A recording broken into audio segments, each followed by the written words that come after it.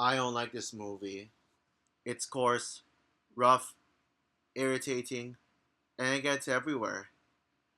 Hey guys, this is Frozen Wish Studios here, and welcome back to another movie review, and welcome back to the continuation of my Star Wars review marathon in honor of Star Wars Month. And for today's review, I'm going to be doing a rant on Star Wars Attack of the Clones. So Star Wars: Attack of the Clones is the fifth installment in the Skywalker saga overall, and the second installment of the prequel, giving this the title of Episode Two, and it came out in the year 2002, and it is directed once again by George Lucas, and it stars Hayden Christensen, Ewan McGregor, Natalie Portman, Christopher Lee, Samuel L. Jackson, Frank Oz, Ian McDiarmid, Pernilla August, Tamora Morrison, Jimmy Smits, Ahmed Best, Rose Byrne, etc. Oh yeah, Joel Edgerton too. Uh, and so the film tells a story taking place 10 years after the events of the Phantom Menace, where now Anakin is a Padawan being trained under Obi-Wan Kenobi, and this movie basically takes place in the middle of Anakin's journey to becoming a Jedi. And so um, the main storyline of this film is there is an assassination attempt on Senator Padme Amidala. Padme's protector Sabe dies in the beginning of the movie, and so Padme is left defending herself, but she needs the Republic to defend her, and so the Republic assigns both Obi Wan Kenobi and Anakin Skywalker to to protect Padme. Obi Wan Kenobi investigates the person who is trying to assassinate Padme, and he discovers that there is a mysterious plot that could change the galaxy forever because the because the person being responsible for the assassination attempt on Padme is apparently a bounty hunter named Jango Fett, and also this woman who I this woman named Dorme, who is actually played by Rose Byrne. Yes, Moira McTaggart from the X-Men. Believe it or not. Believe it or not. Wait, did I get that right? Was she the one? Well, I'm not sure. I think I got that wrong, but yeah, Rose Byrne was in this movie. That's the best I know. But I don't think she's like the henchman assassin or whatever. And yeah, so it all leads into Dooku, who is pretty much the one who plotted this whole assassination attempt in order to rule the galaxy, and he starts a war on planet Geonosis, and considering that Padme would have been there to stop the war, Count Dooku, like he's the one who tries to assassinate Amidala to in order to like go on with this war. Meanwhile, Anakin Skywalker protects Padme. He's assigned to protect her to bring her back to Naboo. But then Anakin has strong feelings for Padme. Considering how Padme doesn't remember much about Anakin, Anakin now must make Padme remember how much Anakin was in love with him, and so yeah, they both share romantic feelings for each other. But at the same time, throughout over the course of the film, Anakin's anger starts to grow on him. He starts to like feel some anger, and yeah, so that's the plot for it. Yeah. Oh boy, yeah. Now, yes, I stand by my thoughts on the Phantom Menace. I know the Phantom Menace has a fan base, it has the defenders, and I get that, but I'm sorry, I cannot stand Star Wars: The Phantom Menace. I think it really is the worst film in the entire Skywalker saga. Jar Jar Binks, young Anakin Skywalker, an absolutely messy plot riddled with forced politics and exposition dumps in order to just yeah, you get where I'm going with this. But now I am reviewing the most hated Star Wars film. Yeah, you may argue that Rise of Skywalker and Last Jedi are more hated than Attack of the Clones, but let's be real here. Those people who say Last Jedi and I guess Rise of Skywalker are the worst Star Wars movies, they're just misogynists. They're just sexist misogynists who loves to hate both Disney and women. Yeah, and I even those same misogynist people even go as far as saying Force Awakens is worse than this for some whatever the fuck reason. But yeah, I mean, but for all the normal reviewers, they all agree that Attack of the Clones is the worst Star Wars movie. And yeah, before I continue on with Attack of the Clones, uh, this movie actually made me open my eyes and realize the biggest issue with the prequel trilogy. Like I always knew that the prequel trilogy had its problems. I just thought it was because of how inconsistent they are in terms of quality. But even the trilogy as a whole, like you can tell that yeah, I found out what the actual biggest problem is. It's the fact that only one movie in this trilogy actually mattered, and that is Revenge of the Sith, the most important Star Wars movie that leads into the legendary original trilogy. The whole point of a prequel to the original trilogy is for us to learn about how Anakin fell from grace, but did we really need a whole trilogy of that? The young Anakin plotline from Phantom Menace could have been just told in 10 to 15 minutes as a prologue. The politics are just filler to add more plot lines to the first two installments in the prequel trilogy. And Padme trying to get assassinated. Padme assassination attempt. Who cares? Who the fuck cares? Like seriously. But as for my personal thoughts on Attack the Clones, yeah, it's not much better than Phantom Menace. It's barely better than the Phantom Menace. Now it is slightly better, but it still fucking sucks ass. Star Wars Attack of the Clones is a film that had so much potential for an interesting story. The idea of having a detective slash spy storyline in a Star Wars movie sounds very intriguing, but the execution of this film, it's just awful, just dreadful. At the very least, like what I just said, it is a step up from the Phantom Menace, as the story was much more straightforward, and Jar Jar not only had less screen time, but actually managed to shut up this time around. Obi-Wan certainly carried as Ewan McGregor finally reached his full potential to be the definitive Obi-Wan. Yeah, first Obi-Wan in Phantom Menace, lame. Now this is a now this is the Obi-Wan I wanted to see. Padme was also an improvement from the previous film, as her being a senator feels more like a fitting role for her character than Queen. Jango Fett is a badass and is a better Boba Fett. Is better than Boba Fett. Although the Mandalorian is still my favorite Star Wars character. But the reason why I prefer Jango Fett is because his design is much cooler. I love how we actually got to learn more about his identity. Not counting Book of Boba Fett, by the way, because fuck that show. I would love to rant on Book of Boba Fett at some point. And I think it's just much cooler suit. It's just stronger.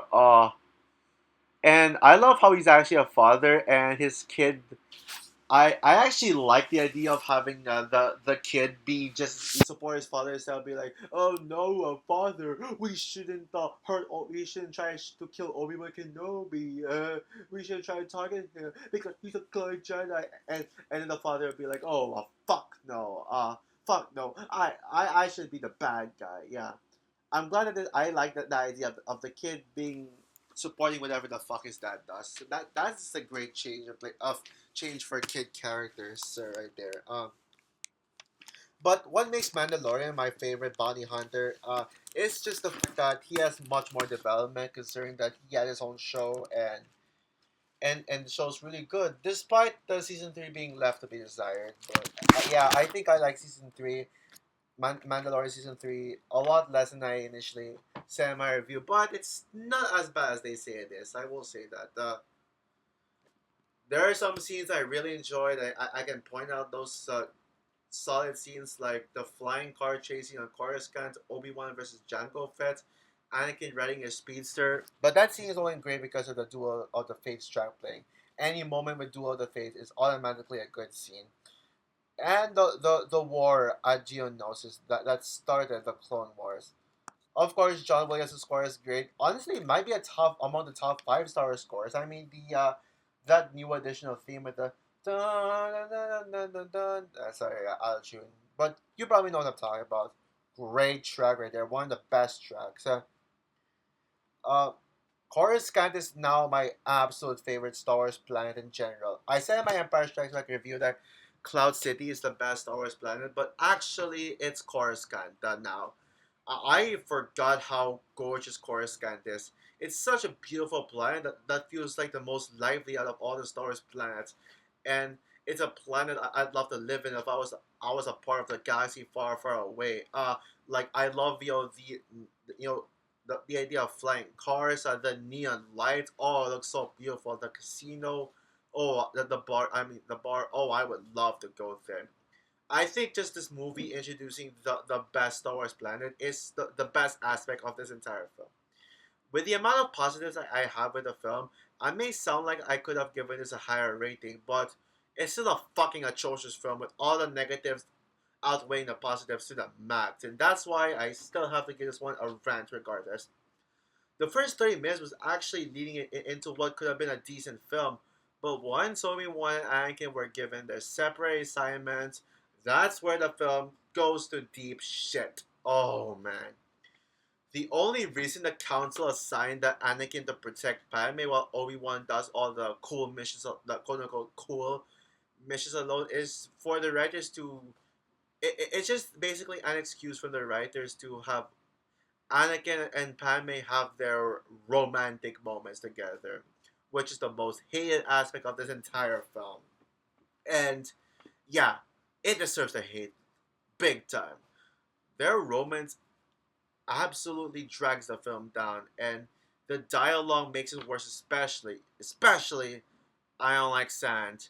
It's coarse, rough, irritating, and it gets everywhere.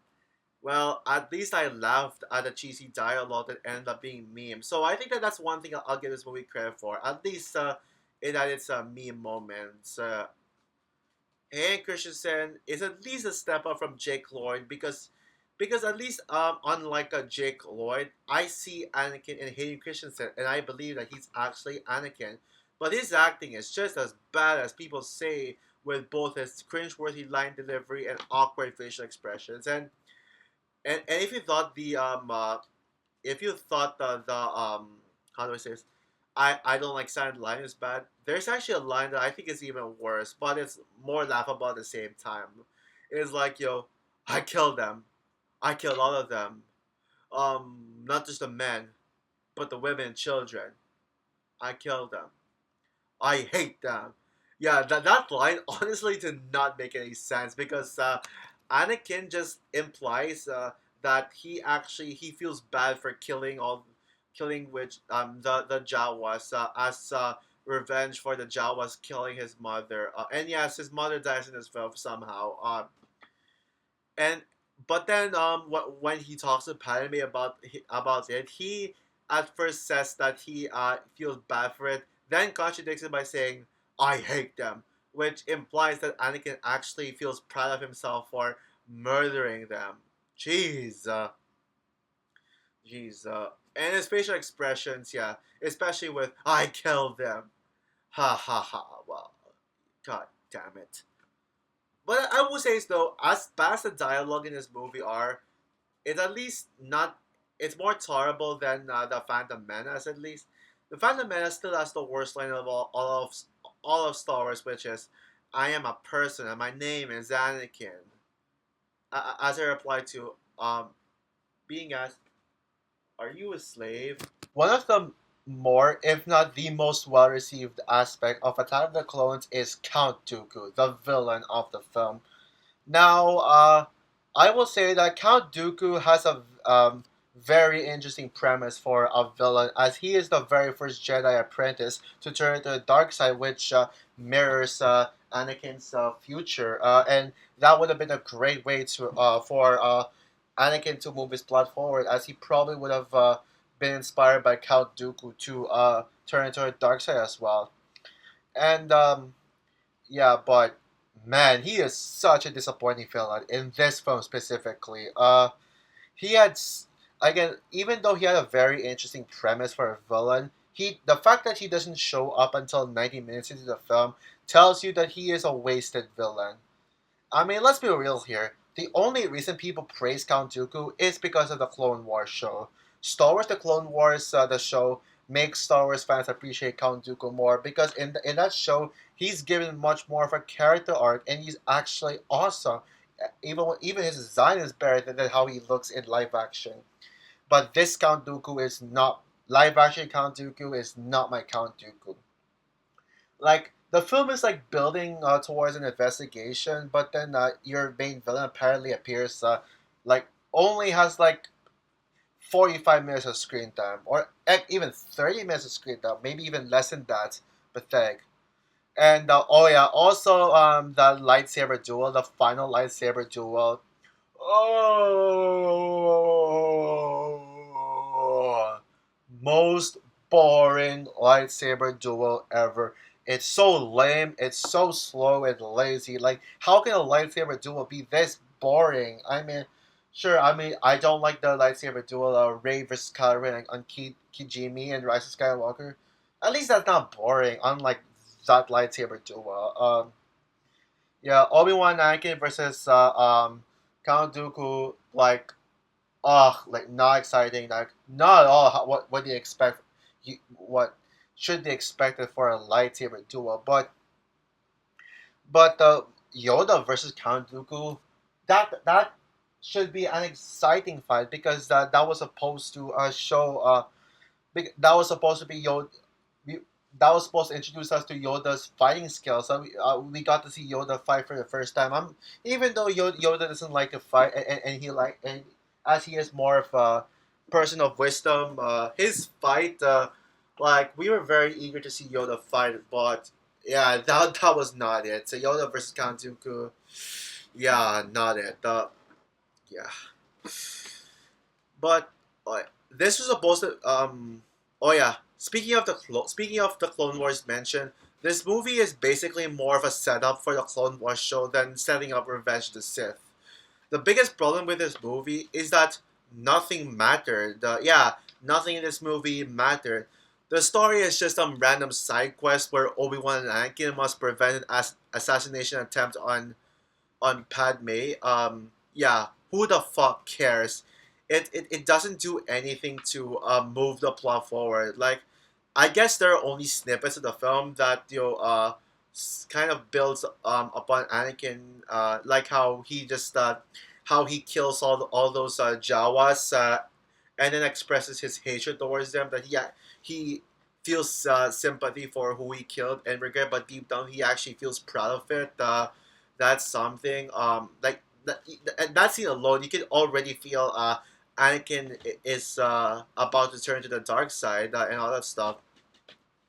And this movie is so boring. Like the pacing it has a pacing of a snail, especially with the fact that the movie actually gives more focus on the romance between Anakin and Padme, which drags the film down.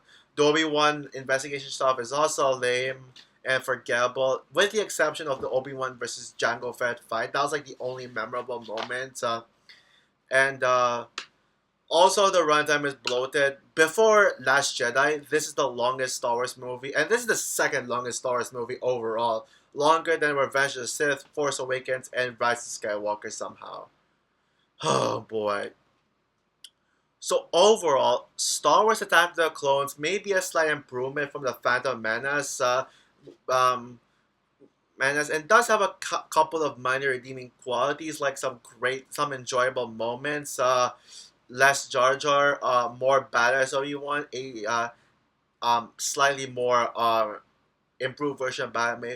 Oh, and by the way, Padme with a white suit in the arena is actually pretty hot. I should mention as well. The arena scene is actually one of the best scenes in the film, but that actually leads into the Geonosis War. That's like technically part of the Geonosis War, and all that stuff. And also, it features the best planet of all Star Wars, Coruscant.